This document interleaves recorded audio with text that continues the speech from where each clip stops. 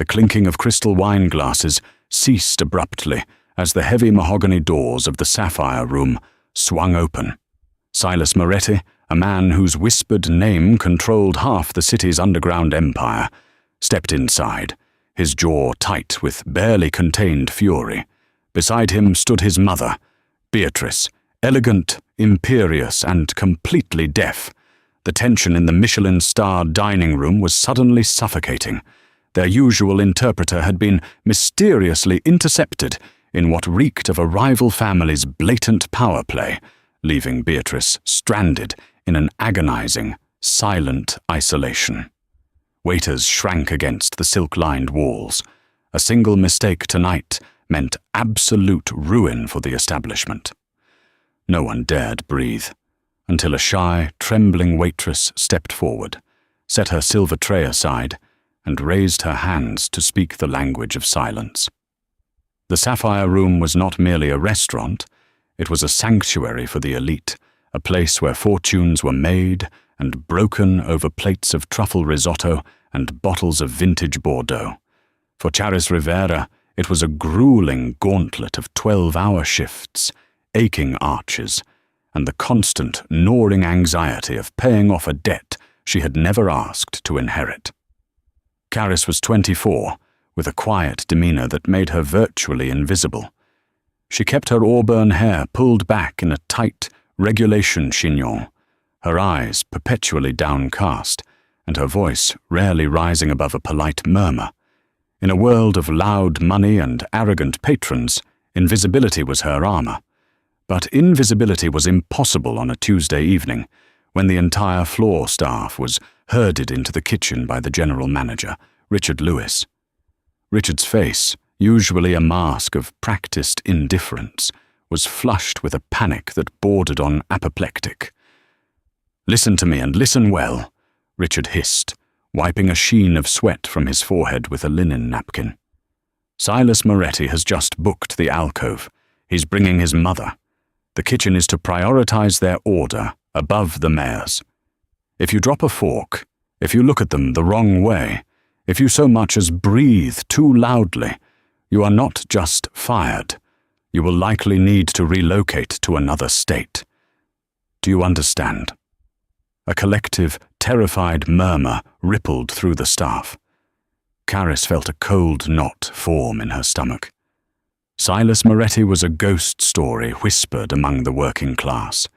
He was the head of the Moretti Syndicate, a ruthless businessman who operated strictly in the shadows, controlling shipping lines, real estate, and darker, unnamed ventures. He was known to be violently protective of his family, particularly his mother, Beatrice, the matriarch who had survived an assassination attempt 3 decades ago, an event that had claimed her husband's life and her own hearing. Charis adjusted her apron, hoping to be assigned to the furthest corner of the dining room. Instead, Richard's manic gaze locked onto her. "Charis, you're on water and wine service for the alcove. You have a soft tread. Don't speak unless spoken to." "Mr. Lewis, please, Charis started, her voice trembling. "No arguments, Charis. Get out there. They're arriving." The heavy mahogany doors at the front of the restaurant opened, and the atmosphere in the room shifted instantly. The ambient chatter died, replaced by a dense, palpable silence. Silas Moretti walked in. He was taller than Charis expected, dressed in a bespoke charcoal suit that moved seamlessly with his broad shoulders. His face was striking, all sharp angles and predatory stillness, with dark eyes that swept the room, categorizing threats and dismissals in a fraction of a second. Flanking him were 2 men who clearly weren't there for the culinary experience, their suits bulging slightly at the waist. But it was the woman on his arm who drew Charis's attention. Beatrice Moretti was in her late 60s, draped in a midnight blue silk wrap, her silver hair perfectly coiffed. Her posture was rigidly straight, her chin tilted upward with an aristocratic pride. Yet, as Charis watched from her station by the wine cellar, she noticed the tight pinch at the corners of Beatrice's mouth and the anxious, rapid darting of her dark eyes. Silas led his mother to the secluded alcove, pulling out her chair with surprising gentleness. However, the moment they were seated, things began to unravel. Silas pulled out his phone, his face darkening like a thunderhead. He spoke in a low, furious hiss to one of his guards, a burly man named Thomas. Caris, approaching with a silver pitcher of iced water, caught fragments of the conversation. "What do you mean, Sterling isn't coming?" Silas demanded, his voice dropping to a terrifying register. "His car was run off the road on Interstate 90, boss," Thomas muttered, looking everywhere but at Silas's face. "He's fine, but he's stuck at the hospital. Cops are everywhere. It was the Costello crew. They knew tonight was the anniversary dinner. They wanted to embarrass us." Silas's fist clenched on the white linen tablecloth, the knuckles turning bone white. He looked across the table at his mother. Beatrice was tapping her manicured fingers against the table, looking at her son with a furrowed brow. She spoke, her voice carrying the distinct, unmodulated cadence of someone who had not heard her own voice in decades. "Where is David?" she asked, referring to her usual interpreter, David Sterling. Silas leaned forward, exaggerating his lip movements. "Delayed, mother. Traffic." Beatrice frowned, narrowing her eyes. She was a sharp woman, and she knew when she was being patronized. She shook her head, gesturing sharply with her hands. "You are lying to me, Silas." Silas sighed, rubbing his temples. He didn't know sign language fluently, a point of bitter contention between them, as his life was consumed by the syndicate, leaving him little time to master the complex grammar of American Sign Language. He could manage basic greetings, but for complex emotional conversations, he relied entirely on Sterling. Now, in the middle of a high-stakes public dinner, meant to project strength, the Moretti family was exposed, disjointed, and isolated. Beatrice looked around the room, her isolation crashing down on her. She saw the waiters staring, the other patrons casting furtive, curious glances. The humiliation was evident in the way her shoulders stiffened.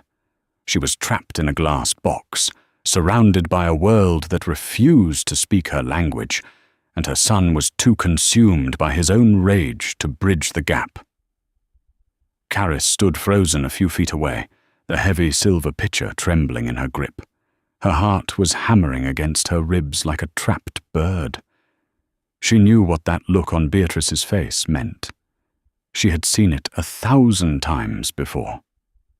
Caris's older brother, Arthur, had lost his hearing to meningitis when he was 7.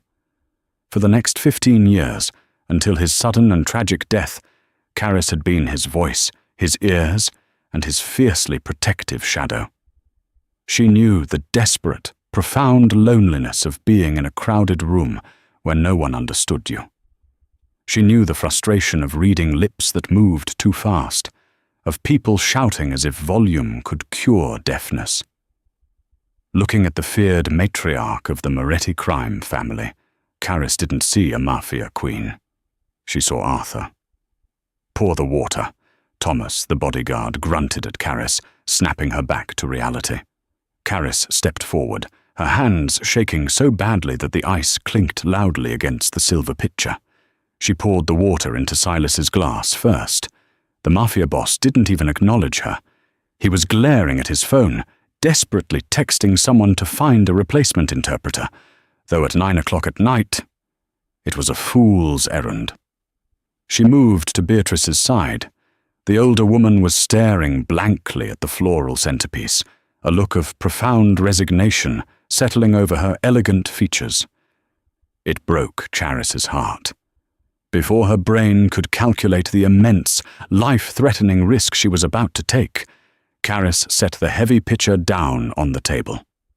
The soft thud drew the immediate, hostile attention of both bodyguards. Thomas's hand slipped inside his jacket. Silas snapped his head up, his eyes flashing with lethal warning. "What are you doing?" Silas growled, his voice a low, gravelly threat. Pour the water and get away from the table." Caris ignored him. Her heart was beating so loudly she was sure the entire room could hear it, but she forced herself to stand tall. She stepped directly into Beatrice's line of sight and raised her hands. With fluid, precise, and beautifully graceful movements, Caris began to sign. "Good evening, Mrs. Moretti. I am so sorry for the delay. My name is Caris. May I ask if you would prefer sparkling or still water?" The reaction was instantaneous. Beatrice gasped, her eyes flying wide open. She stared at Caris's hands, then up to her face, searching for mockery, but finding only a deep, respectful sincerity. The silence that fell over the alcove was absolute. Thomas froze, his hand still inside his jacket. Silas stared at the timid waitress, utterly paralyzed by shock. He looked from Caris's hands to his mother's face. For the first time all evening, the tight, anxious lines on Beatrice's face vanished, replaced by a blinding, radiant smile. It was as if someone had suddenly turned on the lights in a dark room. She raised her own hands, her jewelry catching the dim light of the chandelier. "You sign beautifully, Caris," Beatrice signed back, her movements fast and sharp with excitement. "Where did you learn? Are you deaf?" Caris shook her head, smiling softly, her hands responding without missing a beat. "My older brother was deaf. I have signed since I was a little girl. It is an honor to meet you." Beatrice let out a short, genuine laugh, a sound that made Silas flinch in surprise. She turned to her son, signing rapidly. But Caris, anticipating Silas's inability to follow, smoothly transitioned into her role as the bridge. Without breaking eye contact with Beatrice, Caris spoke softly to Silas. "Your mother says she is delighted, Mr. Moretti. She says you look foolish sitting there with your mouth open, and she wants to know if you are going to order the wine or if she has to do it herself." Thomas choked on a laugh, immediately coughing to cover it up. Silas Moretti, a man who had stared down federal prosecutors and rival cartel bosses without blinking, sat entirely dumbfounded by a 24-year-old waitress in a heavily starched apron. He looked at Caris, truly seeing her for the first time. He noticed the way her hands moved with an almost musical rhythm, the gentle empathy in her hazel eyes, and the terrifying bravery it must have taken to interrupt his table. "You," Silas started, clearing his throat, his authoritative mask slipping for a fraction of a second. "You speak ASL." "Yes, sir," Caris replied softly, stepping back and reverting to her deferential posture, suddenly acutely aware of what she had just done. Panic began to seep back into her veins. "I apologize for overstepping, Mr. Moretti. I will fetch the sommelier immediately." Before she could turn away, Beatrice reached out and firmly grasped Caris's wrist. Her grip was surprisingly strong. Beatrice looked at Silas, her face stern, and signed something emphatic. "My mother says," Silas translated slowly, his eyes never leaving Caris, "that if you leave this table, she is leaving the restaurant." Caris swallowed hard. "Sir, I have other tables." "My manager. I will deal with your manager," Silas said. The danger was back in his voice, but it wasn't directed at her. He signaled to Thomas. "Tell Richard Lewis that Caris is exclusively assigned to our table for the remainder of the evening. Bring a stool for her." Within minutes, the entire dynamic of the evening had shifted. A velvet-cushioned stool was placed between Silas and Beatrice. Caris, feeling entirely out of her depth and terrified of dropping the delicate thread of goodwill, sat down. For the next 2 hours, Caris became the invisible thread binding the mother and son. She translated the menu, describing the culinary complexities of the foie gras and the sea bass with such vivid, descriptive signs that Beatrice practically clapped her hands in delight. When Silas spoke about his recent trip to Italy, carefully editing out the illicit business details, Caris translated his words, adding the emotional inflection and tone that Silas struggled to convey. Through Caris, Silas saw his mother not as a fragile liability to be protected, but as the sharp, witty, and deeply loving woman she was. He watched as Beatrice teased him through Caris's voice, watched her ask Caris questions about her own life, which Caris answered with polite, humble brevity. As the dessert plates were cleared, Silas leaned back in his leather chair, swirling a snifter of cognac. He watched Caris quietly organizing the silverware on her tray. The trembling in her hands had stopped, replaced by a quiet competence.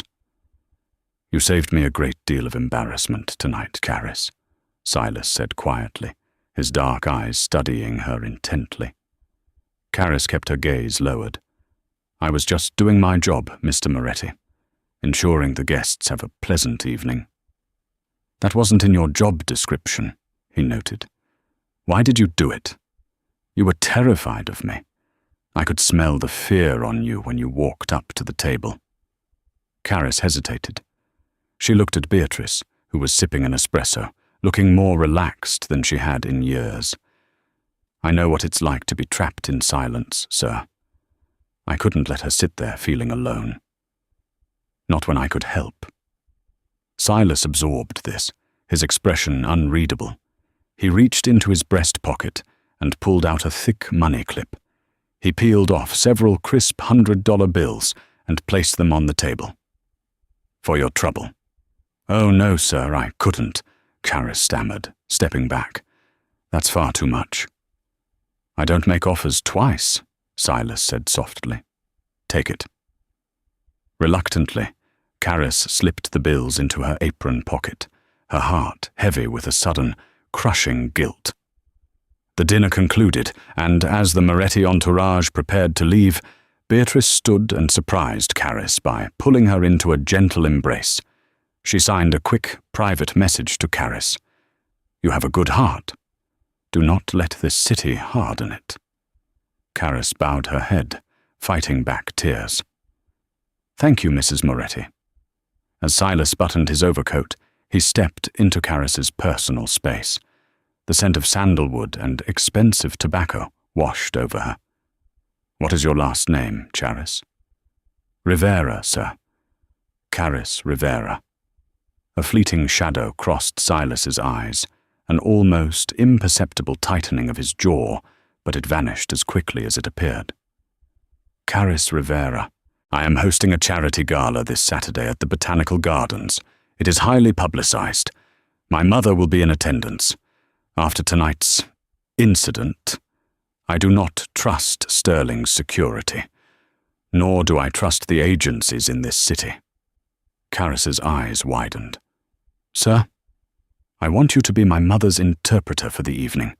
You will be compensated handsomely, $10,000 for the night." Caris swayed on her feet. $10,000? It was an astronomical sum. It was exactly a third of the suffocating debt she owed, but the idea of stepping out of the shadows, of being seen directly by the side of the most dangerous man in Chicago, was terrifying. "Mr. Moretti, I am just a waitress. I don't have formal certifications.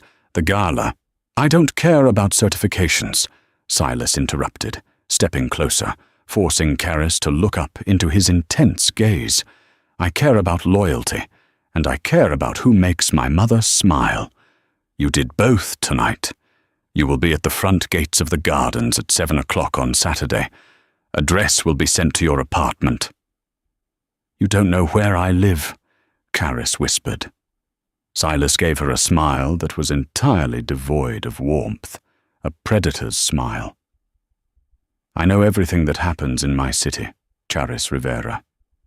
I will see you Saturday." He turned and walked out, his bodyguards trailing behind, leaving Caris standing alone in the empty alcove. When her shift finally ended at 2 a.m, Caris changed out of her uniform in the cramped, fluorescent-lit staff locker room. She was exhausted to her very marrow. She pulled on her worn wool coat and reached into her bag to retrieve her keys. As she did, her fingers brushed against a thick, folded piece of parchment paper. She pulled it out, staring at it under the harsh lighting. It was a formal collection notice, stamped in angry red ink. Outstanding debt, $30,000. Debtor, Arthur Rivera, deceased. Guarantor, Caris Rivera. Creditor, Moretti Enterprises. Caris traced her thumb over her brother's name. Arthur hadn't been a gambler or a criminal. He had been a desperate man trying to secure a loan to open a specialized community center for deaf youth. When traditional banks turned him away because of his lack of collateral, he had turned to the shadow lenders. He hadn't known that the friendly loan shark in the tailored suit was a subsidiary of Silas Moretti's empire. When the interest rates had ballooned overnight, crushing his dream and his spirit, the stress had driven Arthur into an early, fatal heart attack. Now, the debt belonged to Caris. The enforcers had come to her apartment 3 times in the last 6 months, breaking a window and leaving terrifying warnings. She had been taking extra shifts, eating nothing but plain rice, and selling her meager belongings just to make the minimum interest payments to keep her legs from being broken. She looked at the $100 bills Silas had forced into her apron pocket. The irony was so bitter it tasted like ash in her mouth. She had just served dinner to the man who was indirectly responsible for her brother's death. She had translated for his mother. And now she had been summoned to his side. He doesn't know who I am yet, Caris realized, a cold dread washing over her. He recognized the name Rivera, but he doesn't put the Waitress together with the debt file on his desk. If she went to the gala, she would be stepping into the lion's den. If Silas found out she was the sister of a defaulted debtor, he might think she had staged the entire evening at the restaurant to get close to his family. The paranoia of Mafia bosses was legendary. They killed for far less than perceived infiltration. But $10,000, that money could buy her months of safety. It could pay off a massive chunk of the principal. Caris crumpled the debt notice in her fist, tears finally spilling over her lashes. The shy waitress who wanted nothing more than to be invisible was gone. On Saturday, she would put on a dress bought by a monster, and she would walk directly into his kingdom. The delivery arrived on a dreary Thursday afternoon at Charis's cramped, drafty apartment in Logan Square. It was a matte black garment box, tied with a heavy silver ribbon, carried up 3 flights of stairs by a man whose sharp suit and broken nose screamed syndicate enforcer. He handed it to Caris without a word, turning on his heel and vanishing down the stairwell before she could even utter a confused thank you. Inside, beneath layers of crisp tissue paper, lay a gown of deep emerald silk. It was not the kind of dress purchased off a rack. It was a bespoke creation, heavy with quality, devoid of flashy sequins, but structured to command absolute attention. Tucked into the collar was a thick ivory card with a single sentence embossed in sharp black ink. The car arrives at 6:30 p.m. SM. Caris stared at the dress until her vision blurred. It felt less like a gift and more like a beautifully tailored suit of armor, or a very expensive shroud. For 2 days, the crumpled collection notice from Moretti Enterprises burned a hole in her coat pocket. Every instinct screamed at her to pack a bag, abandon her security deposit, and flee the city. But running from a man who owned the shadows of Chicago was a death sentence. Her only chance at survival was to play her part flawlessly, collect the $10,000, and buy herself a few more months of breathing room. On Saturday evening, the Chicago Botanic Garden had been transformed into a fortress of unparalleled luxury. The charity gala, ostensibly raising funds for pediatric research, was a masterclass in power projection. Valets darted around a circular driveway choked with Rolls-Royces and armored Mercedes Maybachs. Men in tactical earpieces discreetly patrolled the perimeter of the sprawling glass greenhouses. When Karis stepped out of the black town car, the cool evening air bit at her bare shoulders, but she forced her spine straight. The emerald dress fit her with terrifying perfection, draping elegantly over her frame and lending her an air of quiet, undeniable sophistication.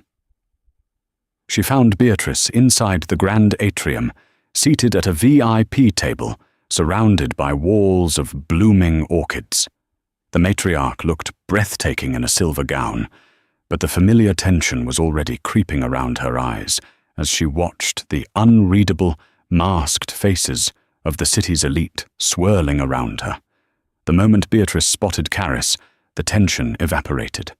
The older woman stood, her face lighting up, and pulled Karis into a warm, fragrant embrace. "You look beautiful, Karis," Beatrice signed, her hands moving with elegant, sweeping grace. "Like a jewel." "Thank you, Mrs. Moretti," Karis signed back, offering a soft, genuine smile. "You look radiant. Are you enjoying the evening?" "It is tedious," Beatrice confessed with a wicked little smirk, her fingers spelling out the words with dramatic flair. "Everyone is pretending to be legitimate. It exhausts me. But I am glad you are here." "As am I," a deep, resonant voice said from behind Karis. Karis froze, the hairs on the back of her neck standing up. She turned slowly. Silas stood there, looking impossibly lethal in a classic black tuxedo, his dark hair swept back. The ambient light of the atrium caught the sharp angles of his jaw and the dangerous, intelligent gleam in his eyes. He looked at Karis, his gaze traveling from the hem of her emerald dress to her hazel eyes, missing absolutely nothing.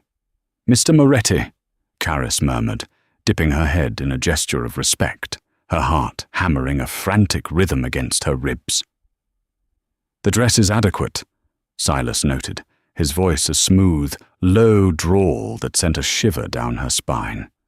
"My mother seems relaxed. You are already earning your keep, Miss Rivera." Before Karis could respond, the atmosphere at the table shifted. A man approached, his smile entirely too wide and his eyes cold. It was Lorenzo Romano, the underboss of a rival faction that controlled the Southside ports. He was a known provocateur, a man who thrived on finding weaknesses. "Silas," Lorenzo purred, clapping a hand on Silas's shoulder. Silas did not flinch, but his entire body went rigidly still. A beautiful event. And Beatrice, looking as untouchable as ever. Lorenzo leaned down, deliberately entering Beatrice's personal space. He spoke loudly, over-enunciating his words with mock sympathy. "It is a shame about the harbor contracts, Beatrice. Too much noise in the world, yes? Hard to hear what's coming." It was a blatant, ugly taunt about her deafness and a thinly veiled threat regarding their business territories. Beatrice's back stiffened. She couldn't hear the words, but she could read the malicious intent in Lorenzo's body language and the patronizing curve of his mouth. Karis felt a surge of protective fury that momentarily eclipsed her terror. Without hesitating, she stepped smoothly between Lorenzo and Beatrice, offering a polite, icy smile. "Excuse me, sir," Karis said, her voice steady. She immediately turned to Beatrice, her hands flying in swift, precise ASL. But she didn't translate Lorenzo's insult. "He is a foolish man trying to make you angry," Karis sighed, her facial expression remaining perfectly serene and pleasant. "He wants you to react. Smile at him as if he just complimented your dress. Give him nothing." Beatrice's eyes flashed with sudden understanding and deep amusement. She let out a soft, dismissive chuckle, patted Lorenzo's arm patronizingly, and turned her attention back to her champagne glass, effectively rendering him invisible. Lorenzo's smile faltered. He looked at Karis, confused and irritated. "What did you tell her?" "I conveyed your warm regards, sir," Karis lied flawlessly, her tone completely devoid of inflection. Mrs. Moretti appreciates your attendance. Lorenzo scowled, realizing he had been outmaneuvered by a girl in an emerald dress. He muttered a curse and stalked away toward the bar. Caris let out a breath she didn't know she was holding, her hands trembling slightly as she smoothed her skirt. When she looked up, she found Silas watching her. The dangerous, guarded look in his eyes had been replaced by something entirely different, a burning, intense curiosity. He had seen the entire exchange. He didn't know the exact signs she had used, but he understood the tactical brilliance of what she had just done. She hadn't just translated, she had shielded the queen on the chessboard. "You are full of surprises, Charis," Silas said quietly, stepping closer so that only she could hear him over the swell of the string quartet. Most people would have frozen. You protected her. "It was just translation, sir," Caris deflected, staring at the lapel of his tuxedo. "Don't lie to me," Silas murmured, his voice softening just a fraction. "It's a bad habit to form, especially with me." While Caris navigated the glittering, treacherous waters of the gala, deep within the security command center, hidden beneath the botanical gardens, a different kind of operation was unfolding. Gideon, Silas's chief of intelligence, sat before a bank of glowing monitors. He was a man made of sharp lines and cold logic, tasked with vetting every single soul who came within 50 feet of the Moretti family. Silas had ordered a deep dive into Charis Rivera the moment he hired her. In the syndicate, trust was a luxury paid for in blood. Background checks were mandatory. Gideon typed rapidly, cross-referencing state databases, tax records, and finally, the encrypted internal ledgers of Moretti Enterprises. For the first 20 minutes, Charis Rivera was a ghost. She had no criminal record, excellent grades at a community college she had abruptly dropped out of, and a grueling employment history in the service industry. Then, Gideon ran her familial connections. A red flag flared on the screen. Arthur Rivera. Deceased. Gideon clicked the file, his eyes narrowing as he read the summarized report. He pulled up the financial ledger associated with Arthur's name. When he saw the numbers, the interest rates, and the name of the guarantor, Gideon swore softly under his breath. He immediately picked up his encrypted radio. "Boss," Gideon said, his voice tight, "we have a situation. You need to come to the command center. Now." 10 minutes later, Silas stepped into the dimly lit security room, the heavy metal door clicking shut behind him. "Make it fast, Gideon. I left my mother unguarded." "She's fine. Thomas has the perimeter," Gideon said, swiveling his monitor around so Silas could see the screen. "It's the girl. Caris." Silas crossed his arms, his expression hardening into a mask of stone. "Is she a plant? Costello?" "No," Gideon said heavily. "She's a civilian. But she's drowning, boss, and she's drowning in our water." Gideon pointed to the screen. "Her older brother, Arthur. He took out a loan 3 years ago to fund a community project. 30 grand. The paperwork was routed through one of our shadow subsidiaries. The interest rate was violently predatory, 40% compounding monthly. The brother died of a heart attack 6 months ago trying to pay it off. The debt defaulted to the guarantor." Silas stared at the glowing letters on the screen. Guarantor, Charis Rivera. "Who authorized this loan?" Silas demanded, the temperature in the room seemingly dropping 10 degrees. The Moretti family was built on blood, but Silas had established strict codes when he took over the syndicate from his father. They dealt in shipping, high-stakes gambling, and political leverage. They did not bleed innocent civilians dry. They did not run street-level loan shark operations that destroyed neighborhoods. "Angelo Costa," Gideon replied. "He's been running a rogue book on the west side, skimming the top and burying the paperwork under shell companies. We only caught it because you asked for a direct audit on the girl's name." Silas's hands clenched into fists at his sides. The revelation hit him with the force of a physical blow. Caris Rivera was not a spy. She was a victim. She had stood in his restaurant, trembling with terror, and translated for the mother of the man she believed was responsible for destroying her family. She had accepted an invitation to the gala, stepping into the very heart of the syndicate, because she was desperate for the $10,000 to pay off a debt he supposedly held over her head. The profound, staggering bravery of it made Silas's chest ache. She had shielded Beatrice from Lorenzo's cruelty, treating the Moretti matriarch with gentle reverence, all while carrying the agonizing weight of her brother's destruction in her pocket. "Scrub the debt," Silas ordered, his voice echoing with lethal, quiet authority. "Wipe Arthur Rivera from the ledger entirely. And pull Angelo Costa's location. I want him kneeling in my office by midnight." "Done," Gideon nodded. "What about the girl?" Silas looked at the security feed on the adjacent monitor. It showed Caris standing by the orchid display, signing a funny story that had Beatrice throwing her head back in genuine laughter. Caris looked luminous, fragile, and fiercely resilient. "I will handle Caris," Silas said. The gala concluded just after 11. As the guests began to filter out into the cool Chicago night, Silas instructed Thomas to escort Beatrice to her armored vehicle. He then turned to Caris, who was quietly gathering her small clutch purse, looking utterly exhausted, but relieved that she had survived the night. "Miss Rivera," Silas said, stepping into her path. "My driver will take you home. I will accompany you." Caris's relief shattered instantly. The panic returned, cold and sharp. "That isn't necessary, Mr. Moretti. I can take a cab.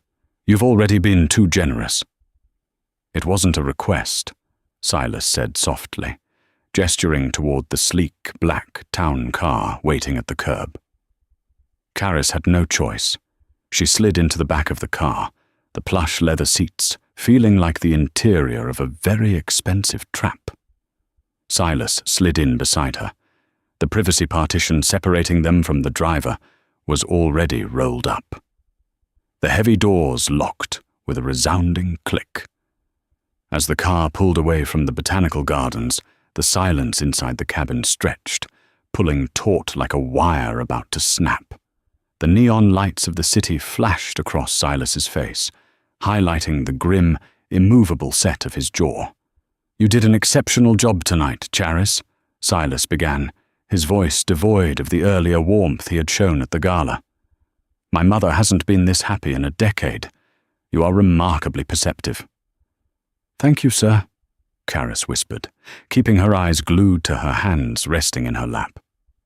"So perceptive," Silas continued, leaning slightly toward her, his presence dominating the confined space, "that I find it difficult to believe you didn't know exactly who I was when you approached my table on Tuesday."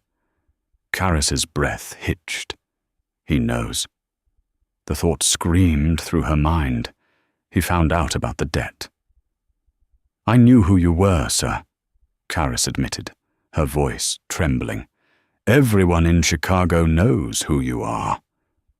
But they don't all owe me $30,000, do they?" The words dropped between them like an explosive. Caris squeezed her eyes shut, a tear escaping and tracking down her cheek. The game was over. She waited for the threat, for the cold barrel of a gun, for the enforcer's cruelty she had come to expect. "I'm sorry," Caris choked out, the fight draining out of her. "I'm so sorry. I didn't plan it, I swear. I was just assigned to your table. I didn't mean to infiltrate your family. I saw your mother looking so isolated, and it reminded me of Arthur. I couldn't stop myself from helping her. The money tonight. I just needed it to keep the collectors away. Please, Mr. Moretti, I'll pay it all back. Just don't hurt me." Silas stared at her, watching the sheer terror consume her. He reached out, his large, calloused hand moving slowly so as not to startle her further. Gently, he brushed the tear away from her cheek with his thumb. The touch was surprisingly warm, sending a jolt of electricity straight to Karis's heart. "Look at me, Karis," Silas commanded softly. Trembling, she opened her eyes and met his dark, intense gaze. "I am a man of violence," Silas said, his voice a low rumble. "I do not deny the blood on my hands. But I do not break the innocent, and I do not destroy community centers. The man who issued your brother's loan was a rogue operator named Angelo Costa. He used my family's name to line his own pockets and violated my direct orders to leave civilians alone." Karis stared at him, unable to process the words. I don't understand." "Your brother's debt is gone, Karis," Silas said, his eyes locking onto hers with absolute, unshakable sincerity. "It was wiped from the ledger 10 minutes ago. Angelo Costa will never breathe another word of threat toward you. The debt is forgiven. You are free." Karis let out a ragged, disbelieving gasp, her hands flying to cover her mouth as a sob tore from her throat. The crushing, suffocating weight that had ruled her life for 6 months vanished in a single sentence. Silas watched her cry, a fierce, protective instinct violently taking root in his chest. She had walked into hell for her brother. She had shielded his mother with nothing but her bare hands and a brilliant mind. "You are free of the debt," Silas murmured, leaning closer, the scent of sandalwood wrapping around her. "But you are not free of me. Not anymore." The transition from a cramped, drafty apartment in Logan Square to a fortified penthouse suite at the Peninsula Chicago happened in a matter of hours. Silas Moretti did not ask for Karis's permission. He simply sent a team of stoic men to pack her meager belongings while he personally escorted her to the gleaming glass tower overlooking the magnificent Mile. The narrative of Karis's life had been violently rewritten overnight. She was no longer a debtor. She was a protected asset, the personal translator and confidant to Beatrice Moretti. For the first few weeks, Karis felt like a bird trapped in a gilded cage. The penthouse was a sprawling masterpiece of modern architecture, complete with private security and a chef, but it was isolating. However, that isolation shattered whenever Beatrice visited. The matriarch practically moved into the penthouse during the daylight hours, eager to communicate freely. Through Karis's hands, Beatrice reclaimed her voice, ordering renovations for the family's estate, managing her philanthropic funds, and ruthlessly critiquing the city's high society. Silas, too, became a constant presence. The fearsome syndicate boss would often appear in the late afternoon, discarding his tailored suit jackets to sit on the plush velvet sofa, watching Karis and his mother converse. He began asking Karis to teach him. The lessons were slow, often frustrating for a man accustomed to instant results, but the quiet intimacy of Silas's large, calloused hands, mimicking Karis's delicate movements, sparked an undeniable simmering tension between them. Yet, the peaceful interlude was an illusion.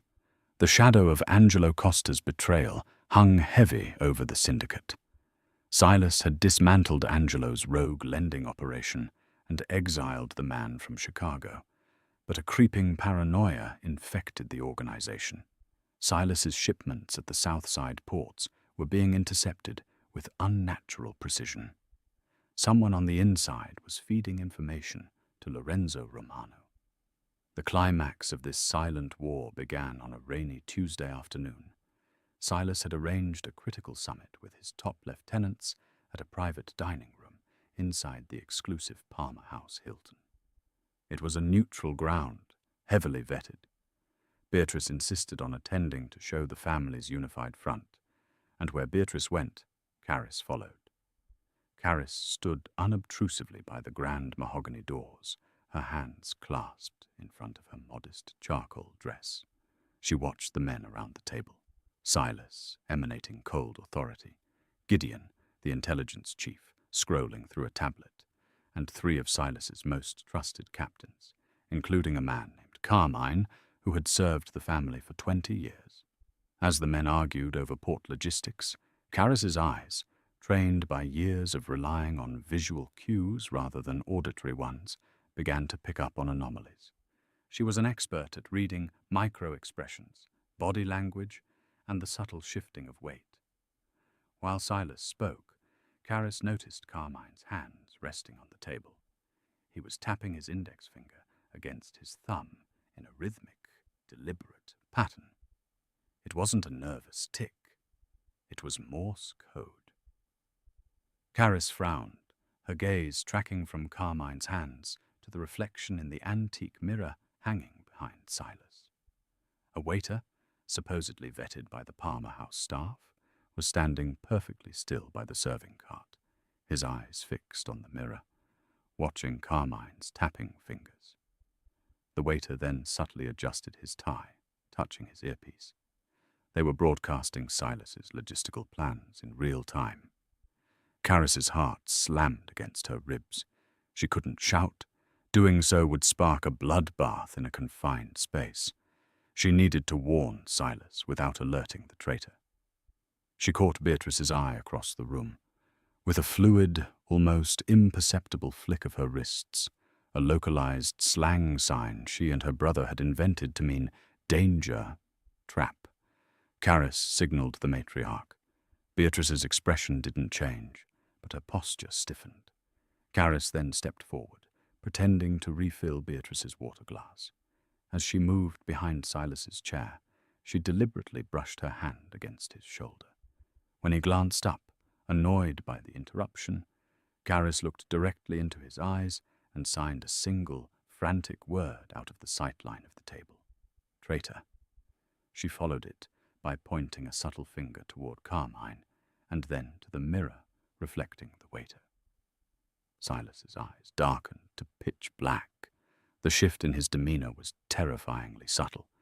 He didn't reach for a weapon, nor did he raise his voice. He simply leaned back in his chair, smiling a smile that made the temperature in the room plummet. "You know, Carmine," Silas purred, his voice echoing in the sudden silence of the dining room. "I've always admired your dedication, but I think your time managing the Southside ports has come to an end." Before Carmine could react, Silas gave a sharp nod to Gideon. In a blur of synchronized violence, Gideon drew his weapon and aimed it directly at the waiter, while Thomas, who had been guarding the door, slammed Carmine's face onto the mahogany table, pinning him down. "Check the waiter's earpiece," Silas commanded coldly. Gideon ripped the device from the trembling waiter's ear.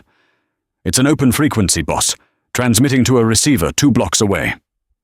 The room erupted into chaos, but Caris stood frozen, her breath caught in her throat. Silas rose from his chair, buttoning his suit jacket with chilling calm.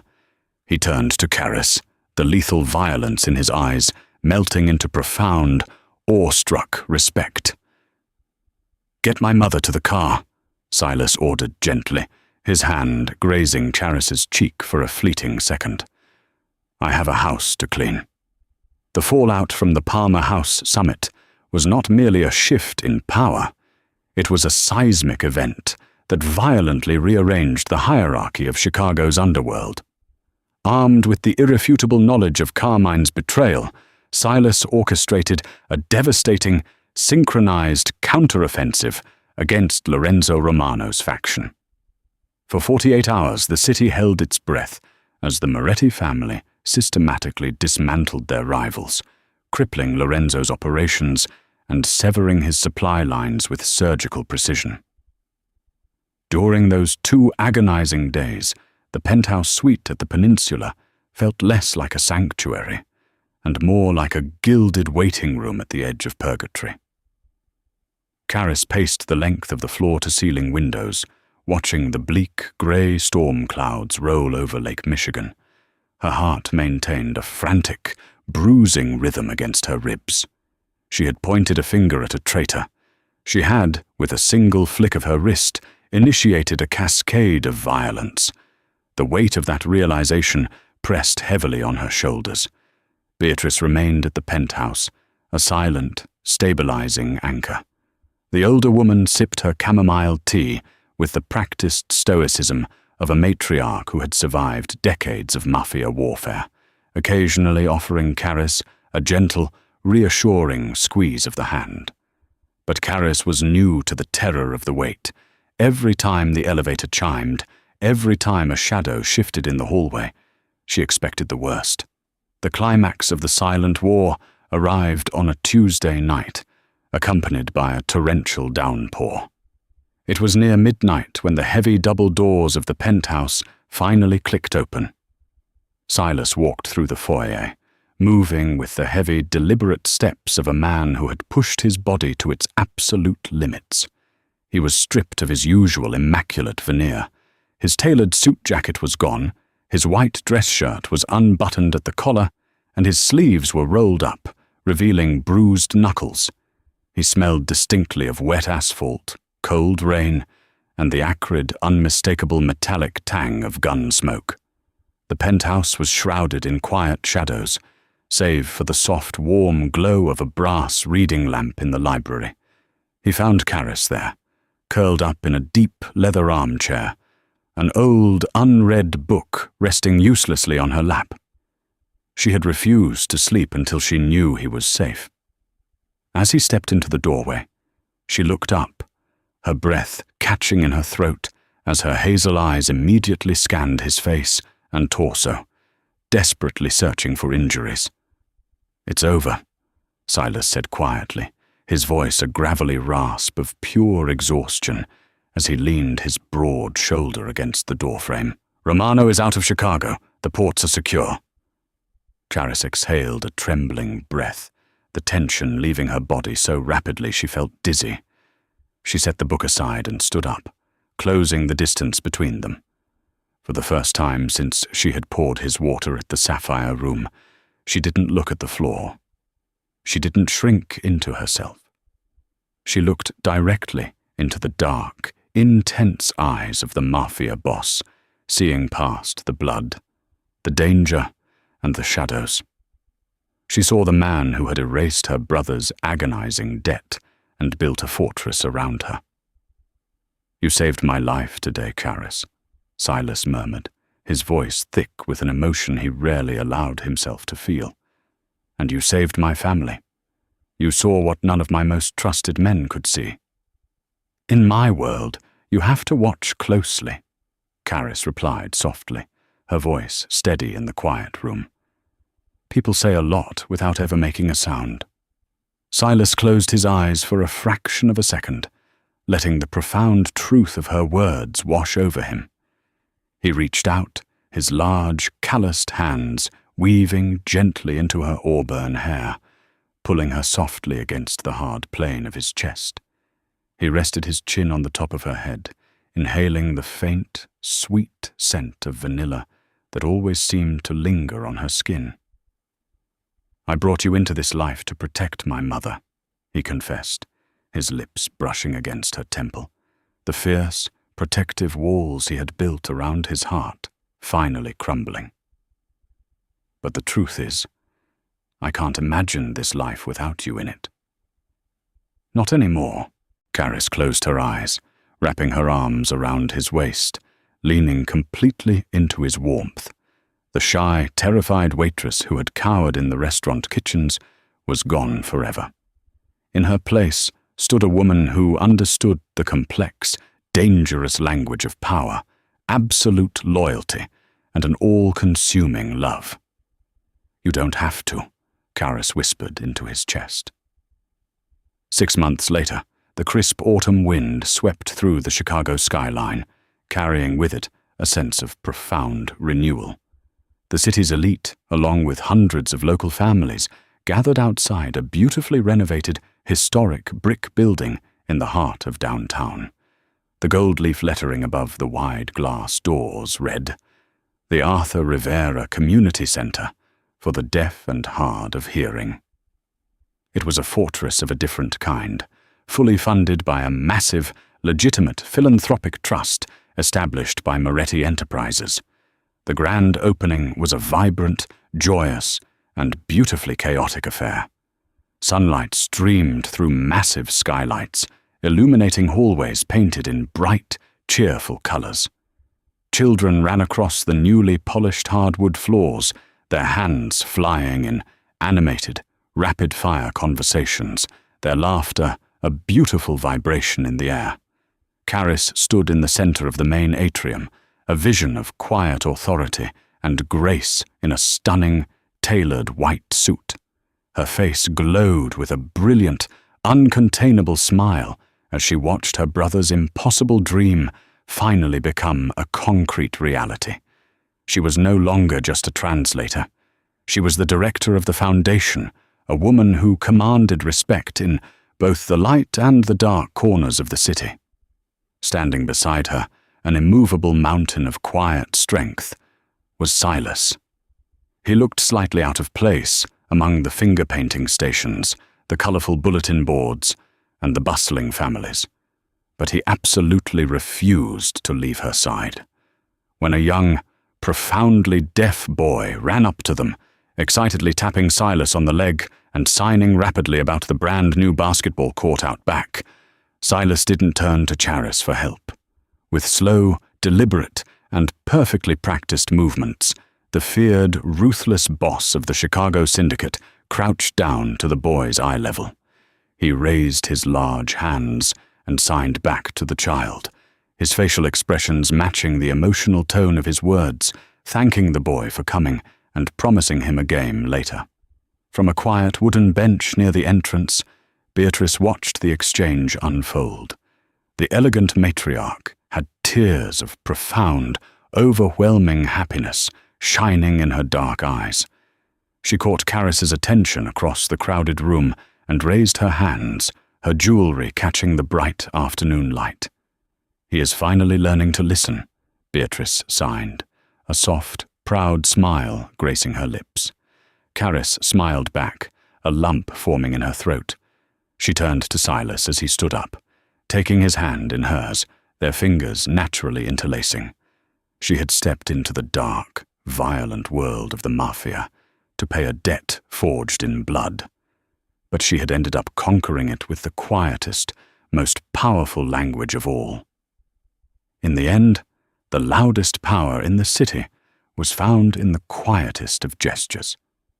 Caris Rivera started as a shy waitress, buried under the crushing weight of a dead man's debt, but she emerged as the undisputed queen of the Moretti Empire.